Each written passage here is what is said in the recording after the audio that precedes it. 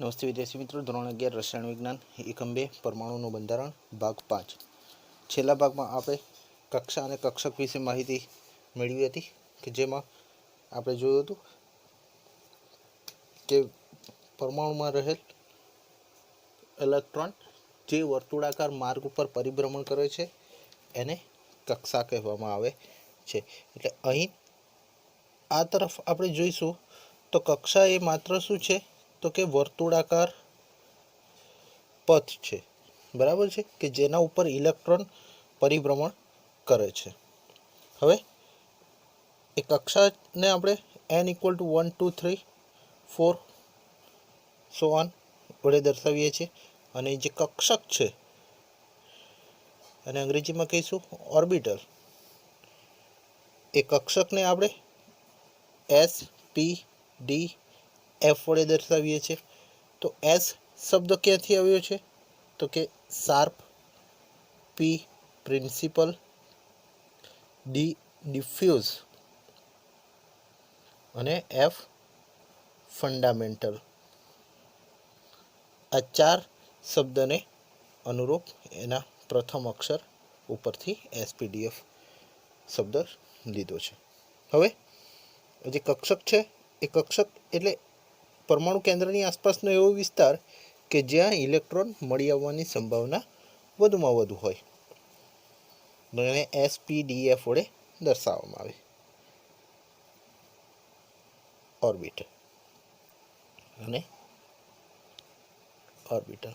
હવે આપણે આગળ ચર્ચા કરીએ કે કક્ષામાં સૌથી વધુમાં વધુ પ્રથમમાં 2 ઇલેક્ટ્રોન, દ્વિતીય કક્ષામાં આપણે જોઈશું તો 8 ઇલેક્ટ્રોન, તૃતીયમાં 18 ઇલેક્ટ્રોન અને ચતુર્થમાં 32 ઇલેક્ટ્રોન રહી શકે. કક્ષાની વાત કરીએ છીએ. આ જ શબ્દ આગળ ફરી પાછો આવશે ત્યારે સમજીશું.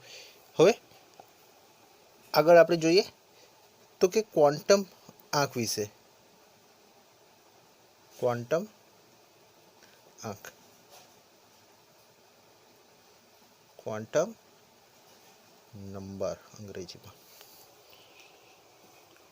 ક્વોન્ટમ આંક શું દર્શાવે છે? સૌ પ્રથમ તો કે પરમાણુમાં રહેલ ઇલેક્ટ્રોનનું સવિસ્તર વર્ણન કરવા માટે જરૂરી છે. એટલે પરમાણુમાં રહેલ ઇલેક્ટ્રોનનું સવિસ્તર વર્ણન કરવા માટે ક્વોન્ટમ આંકનો ઉપયોગ થાય છે.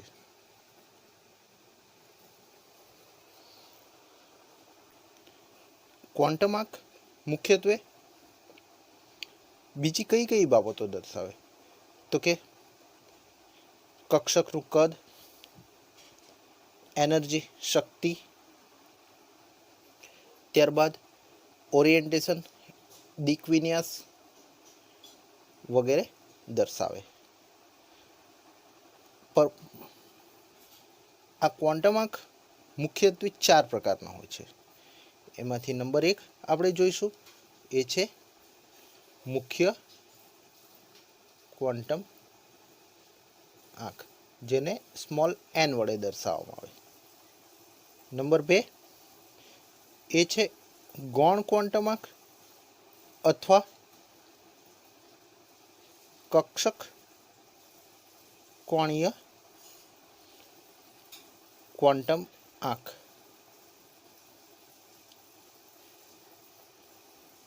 અહીં મુખ્ય ક્વોન્ટમ આંક, જેને અંગ્રેજીમાં કહેવામાં આવે છે પ્રિન્સિપલ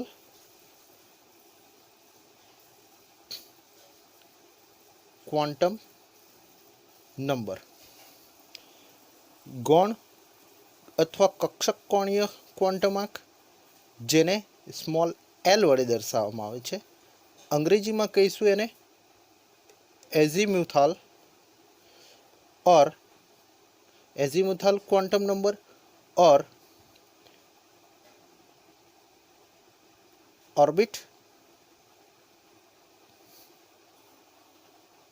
ઓર્બિટલ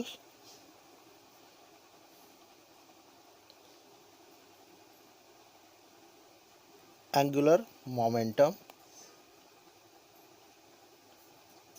ક્વોન્ટમ નંબર.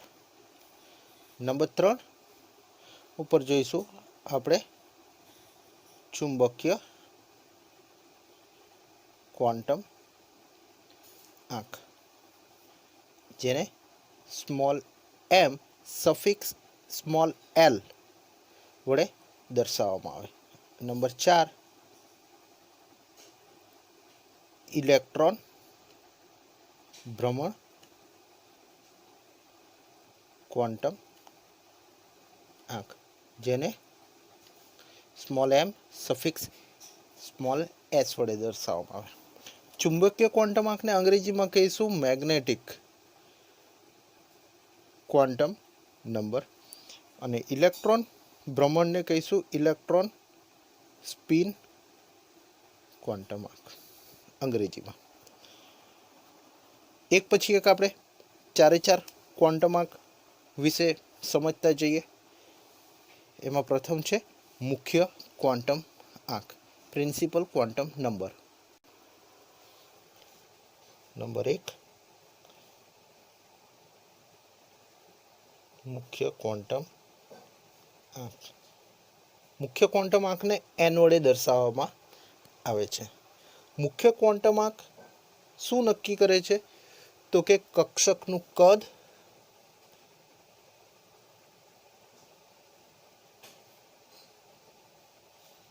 અને ઉર્જા નક્કી કરે છે. હવે આપણે આગળ ચર્ચા કરીએ. પરમાણુ કેન્દ્રની ફરતે જે વર્તુળાકાર માર્ગ ઉપર ઇલેક્ટ્રોન પરિભ્રમણ કરે છે, જેને આપણે કક્ષા કહીએ છીએ. હવે આ તરફ n = 2 અને n = 3. એટલે કક્ષા એ માત્ર શું છે? તો કે વર્તુળાકાર પથ છે. તો પછી પ્રશ્ન થાય કે ઇલેક્ટ્રોનનું સ્થાન ક્યાં? તો ઇલેક્ટ્રોન ક્યાં રહેલા હોય? તો ઇલેક્ટ્રોન જે તે કોષમાં રહેલા હોય. અંગ્રેજીમાં કહીશું એને સેલ. આમ સેલ એ શેનાથી બન્યો હોય? ઇલેક્ટ્રોનથી બનેલો હોય. કોષ શેનાથી બન્યો હોય? તો કે ઇલેક્ટ્રોનથી બન્યો હોય. હવે આ બાબત સમજીએ. એની સાથે સાથે આપણે જોઈએ તો કે મુખ્ય ક્વોન્ટમ આંક n એ શું આપે છે? તો કે કોષની ઓળખ આપે છે. દાખલા તરીકે n = 1, તો એ કયો કોષ છે? તો k તરીકે ઓળખવા પડે. n = 2 l તરીકે, n = 3 હોય તો m તરીકે, અને 4 હોય તો n તરીકે, અને આગળ વધે. ત્યારબાદ આપણે અહીં જોઈશું તો કે જે કોષ છે એ કોષમાં વધુમાં વધુ પ્રથમ કોષ કે જેને k વડે દર્શાવાય, એમાં વધુમાં વધુ 2 ઇલેક્ટ્રોન, અહીં 8 ઇલેક્ટ્રોન, ત્રીજામાં 18 ઇલેક્ટ્રોન, અને ચોથામાં 32 ઇલેક્ટ્રોન. હવે આ બાબત સમજીએ કે કેવી રીતે. અહીં તો n² નું મૂલ્ય,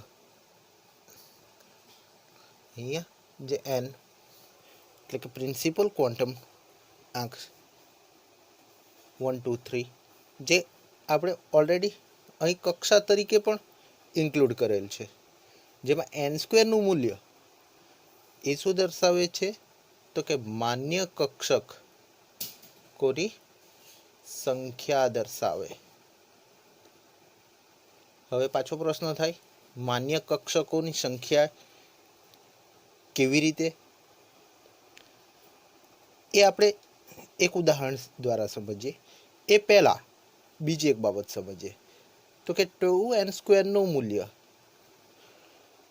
આપણે આગળ જોયું હતું કે 2n² નું મૂલ્ય મુજબ કક્ષામાં રહેલ ઇલેક્ટ્રોન મહત્તમ કેટલા ઇલેક્ટ્રોન રહી શકે. મતલબ અહીં 2n² નું મૂલ્ય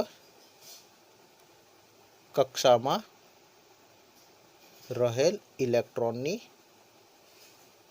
સંખ્યા દર્શાવે. દાખલા તરીકે અહીંયા સમજો. તો કે n બરાબર 1 માટે n² મુજબ 1નો વર્ગ કેટલો થાય? 1. એટલે પ્રથમ કોષમાં માન્ય કક્ષક કેટલી? તો કે 1 માન્ય કક્ષક, અને એક માન્ય કક્ષકમાં 2 ઇલેક્ટ્રોન રહી શકે. આમ પ્રથમ કોષમાં વધુમાં વધુ 2 ઇલેક્ટ્રોન રહી શકે. દાખલા તરીકે n બરાબર 2, મતલબ અહીં દ્વિતીય કોષ સેકન્ડ સેલ માટે n² બરાબર 2નો વર્ગ 4. એટલે અહીં માન્ય કક્ષક કેટલી થશે? તો કે 4 માન્ય કક્ષક થશે. એ દરેકમાં 2 ઇલેક્ટ્રોન, એટલે કુલ 8 ઇલેક્ટ્રોન. એ જ પ્રકારે n બરાબર 3, તૃતીય કોષ માટે n² બરાબર 3નો વર્ગ 9 માન્ય કક્ષક ગુણ્યા 2 ઇલેક્ટ્રોન, એટલે કુલ 18 ઇલેક્ટ્રોન. ત્યારબાદ n બરાબર 4, n બરાબર 4 એટલે ચતુર્થ કોષ માટે n² બરાબર 4નો વર્ગ 16 માન્ય કક્ષક ગુણ્યા 2 ઇલેક્ટ્રોન, બરાબર 32 ઇલેક્ટ્રોન. આ માન્ય કક્ષક કઈ છે એનો કોન્સેપ્ટ પણ આગળ જતા આવશે મિત્રો. એટલે હાલ આના ઉપર કોન્સન્ટ્રેટ કરો, ફક્ત પ્રથમ, દ્વિતીય અને તૃતીય ચતુર્થ કોષ ઉપર. બરાબર છે મિત્રો. 1 બાય 1 તમારા પ્રશ્નના દરેકે દરેક ઉત્તર મળતા જશે. હવે આગળ ચર્ચા કરીએ. તો અહીં આપણે જોઈશું તો કે આ કોષ છે, હવે જેમાં ઇલેક્ટ્રોન રહેલા છે. બરાબર છે. છે પરમાણુ કેન્દ્ર, અને પરમાણુ કેન્દ્રમાં ધનભારિત પ્રોટોન અને વીજભાર વિહીન ન્યુટ્રોન રહેલા હોય છે. અહીં કોષ 1, કોષ 2, કોષ 3 અને આગળ એ રીતે. તો આ તરફ આપણે જોઈએ તો કે પ્રિન્સિપલ ક્વોન્ટમ નંબર, મુખ્ય ક્વોન્ટમ આંક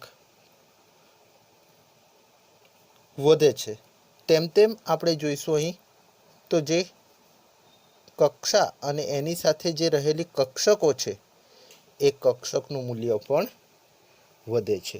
મતલબ ત્યાં એનું કદ સાથે સાથે વધતું રહે છે, કદમાં વધારો થાય છે.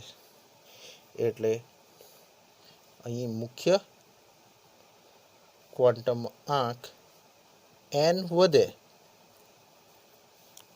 સાથે સાથે કક્ષકનું કદ વધે. એટલે કે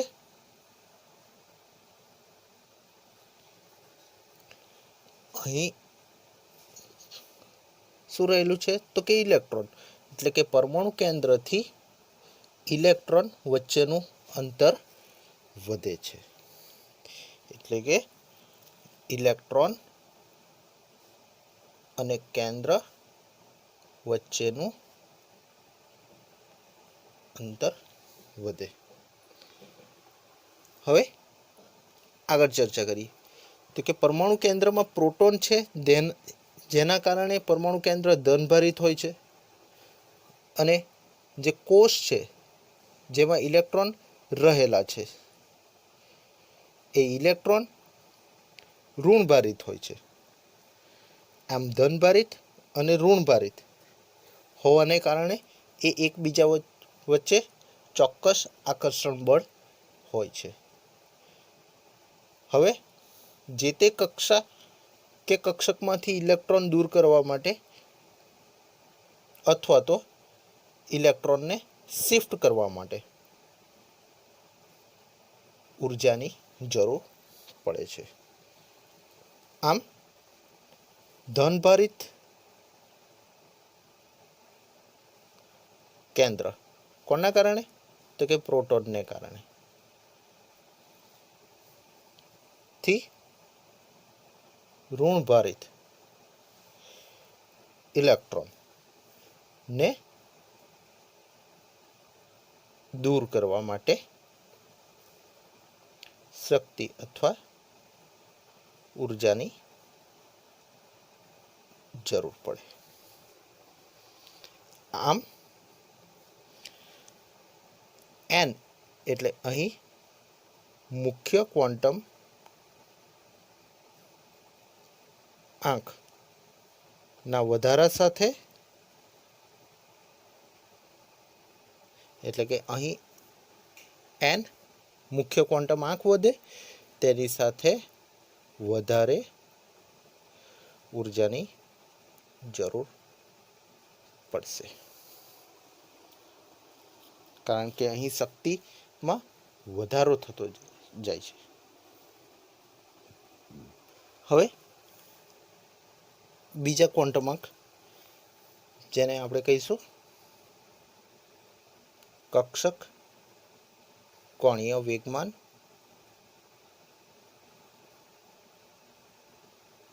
ક્વોન્ટમ આંક, જેને સ્મોલ એલ વડે દર્શાવવામાં આવે. સૌપ્રથમ જોઈએ કે એના ઉપરથી કઈ માહિતી પ્રાપ્ત થાય છે. તો કક્ષક કોણીય વેગમાન ક્વોન્ટમ આંક કક્ષકના ત્રિપરિમાણીય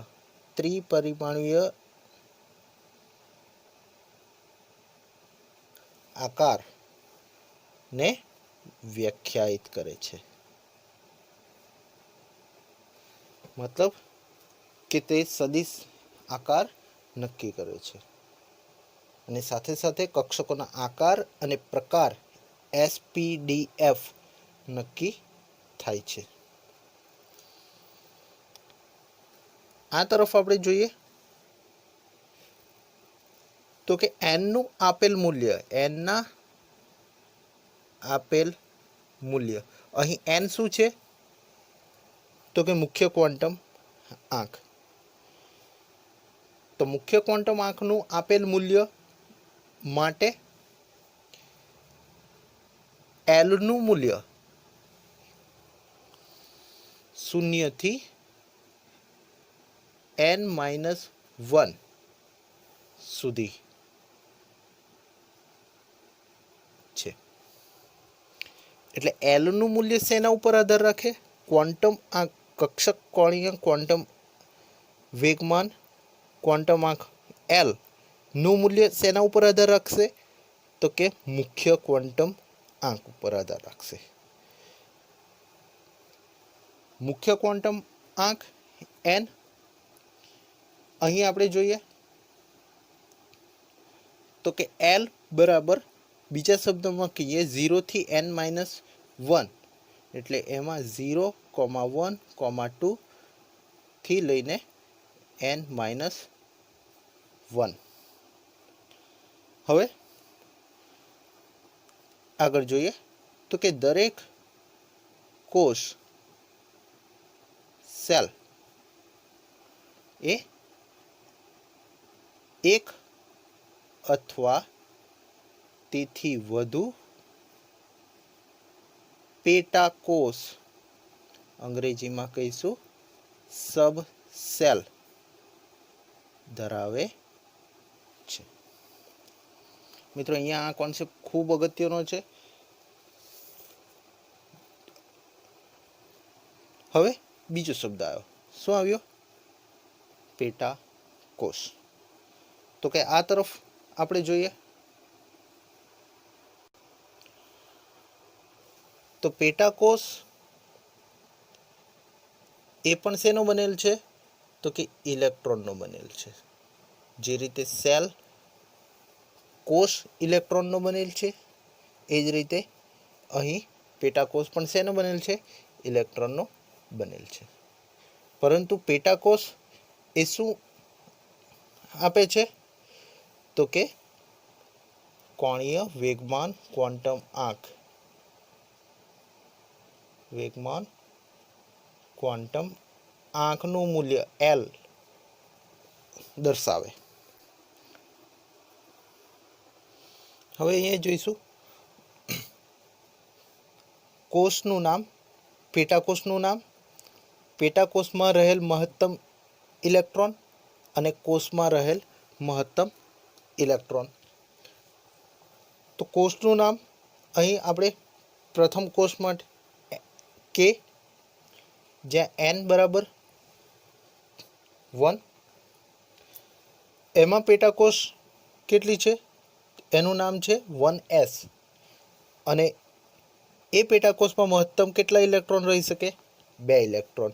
આમ પ્રથમ કોષમાં મહત્તમ કેટલા ઇલેક્ટ્રોન? 2 ઇલેક્ટ્રોન. ત્યારબાદ દ્વિતીય કોષ, જેને આપણે L તરીકે ઓળખીએ, જેમાં એક 2s અને 2p. આમ s એ એક પેટાકોષ ધરાવે અને p 1, 2 અને 3 પેટાકોષ ધરાવશે. તો આ તરફ આપણે જોઈશું તો એસમાં 2 ઇલેક્ટ્રોન રહી શકે અને પીમાં 2, 2, 4 ને 2, 6. કારણ કે દરેક પેટાકોષમાં મહત્તમ 2, 2 ઇલેક્ટ્રોન રહી શકે. તો આ 2 ઇલેક્ટ્રોન, આમ કુલ 6 ઇલેક્ટ્રોન થયા. બરાબર છે મિત્રો? તો અહીં 2 અને 6 ઇલેક્ટ્રોન. હવે કોષમાં મહત્તમ મતલબ આ બંનેનો સરવાળો 2 + 6 8 ઇલેક્ટ્રોન. તો n બરાબર જો 2 હોય તો કુલ 8 ઇલેક્ટ્રોન અહીંયા પણ. ત્યારબાદ m કોષ, જેમાં 3s, 3p અને 3d. s માટે 1, p માટે 3 પેટાકોષ અને d માટે 5 પેટાકોષ. દરેકે દરેકમાં 2, પીમાં 6 અને ડીમાં 10. આમ કુલ 2 + 6 + 10, આમ કુલ 18 ઇલેક્ટ્રોન. એટલે અહીં આપણે જોઈએ તો n બરાબર 3. ત્યારબાદ n કોષ, n બરાબર 4. તો અહીં આવશે 4s, 4p, 4d અને 4f. s માટે 1, p માટે 3, d માટે 5 અને f માટે 7. s માં 2 ઇલેક્ટ્રોન, p માં 6, d માં 10 અને f માં 14. આમ 2 + 6 + 10 + 14 બરાબર 32 ઇલેક્ટ્રોન. આમ પ્રથમ કોષમાં 2 ઇલેક્ટ્રોન, દ્વિતીયમાં 8, તૃતીયમાં 18 અને ચતુર્થમાં 32 ઇલેક્ટ્રોન આ મુજબ રહી શકે. આમ અહીં Lના જુદા જુદા મૂલ્ય, Lના જુદા જુદા મૂલ્ય માટે પેટાકોષ Lની સંજ્ઞા અહીં જોઈશું. તો કે એલ નું મૂલ્ય અને પેટાકોષનો સંકેત. હવે આ બાબત સમજવા માટે એક અન્ય કોન્સેપ્ટ જોઈએ. તો કે એન ના આપેલ મૂલ્ય માટે અહીં એન શું છે? તો કે મુખ્ય ક્વોન્ટમ આંક માટે એલ નું મૂલ્ય, એલ અહીંયા શું છે? હવે તો કે કક્ષક કોણીય વેગમાન ક્વોન્ટમ આંક, એલ નું મૂલ્ય 0 થી n-1 સુધીની મર્યાદામાં હોય છે. હવે ઉદાહરણ દ્વારા સમજીએ. મતલબ અહીં n બરાબર 0, 1, 2 અપ ટુ n-1. દાખલા તરીકે n ઇક્વલ ટુ 1 માટે અહીં l ઇક્વલ ટુ આપણે અહીં જોઈશું તો કે 0 થી n-1. અહીં n બરાબર આપણે 1 લઈએ તો કે 1 - 1 એટલે શું થશે? 0 થી 0. તો l બરાબર શું આવશે? તો કે 0. હવે અહીંયા છેલ્લે સમજી લઈએ l નું મૂલ્ય અને પેટાકોષની સંજ્ઞા. કે આપણને અહીં l નું મૂલ્ય શું મળ્યું? 0. તો પેટાકોષની જે સંજ્ઞા છે એ છે સ્મોલ s. આગળ જોઈએ આપણે તો કે દાખલા તરીકે n બરાબર 2 લઈએ માટે l બરાબર 0 થી શું થશે? n-1 ના મુજબ 0 થી 2 - 1 એટલે કે 0 થી 1, 2 - 1 એટલે કે 0 અને 1. એટલે અહીં આપણી પાસે 2 પેટાકોષ મળશે. કેટલી પેટાકોષ મળશે? 2 પેટાકોષ મળશે. સાથે સાથે આ જે 2 પેટાકોષ મળી છે અહીં 1 પેટાકોષ પ્રાપ્ત થઈ. હવે l નું મૂલ્ય જ્યારે 1 હોય ત્યારે પેટાકોષની સંજ્ઞા શું આવશે? p. ત્યારબાદ n બરાબર 3 હોય માટે l બરાબર 0 થી n-1 મુજબ 0 થી 3 - 1 એટલે 0 થી 3 - 1 2 એટલે 0, 1, 2, 3. મતલબ અહીં 3 પેટાકોષ થઈ. એટલે જ્યારે l નું મૂલ્ય 2 હોય ત્યારે પેટાકોષની સંજ્ઞા શું થશે? તો d. અને n બરાબર 4 હોય માટે l બરાબર 0 થી n-1 મુજબ 0 થી 4 - 1, 0 થી 3 એટલે 0, 1, 2, 3.